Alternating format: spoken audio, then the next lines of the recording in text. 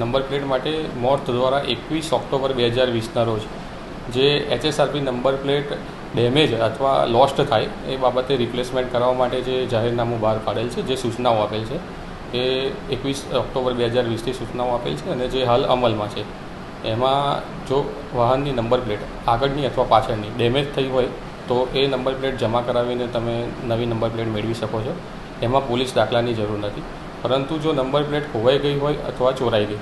તો એવા કિસ્સામાં પોલીસનો દાખલો મેળવવો આ નોટિફિકેશન મુજબ જરૂરી છે અને ઓનલાઈન પોર્ટલ પર તમે એપ્લાય કરી શકો છો. નંબર પ્લેટ તૂટી જાય અથવા ખોવાઈ જાય તો તાત્કાલિક નિયમો મુજબ જે નંબર પ્લેટ નવી બનાવવાની કાર્યવાહી કરીને નવી નંબર પ્લેટ વાહન પર લગાવવી ફરજિયાત છે, જેથી નવી નંબર પ્લેટ લગાવવી જોઈએ.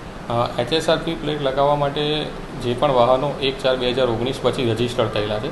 તેવા વાહનોમાં જે પણ વાહનના જે ઓથોરાઇઝ ડીલર હોય ત્યાંથી અરજી કરીને નવા નંબર પ્લેટ માટે પ્રક્રિયા કરી શકે છે.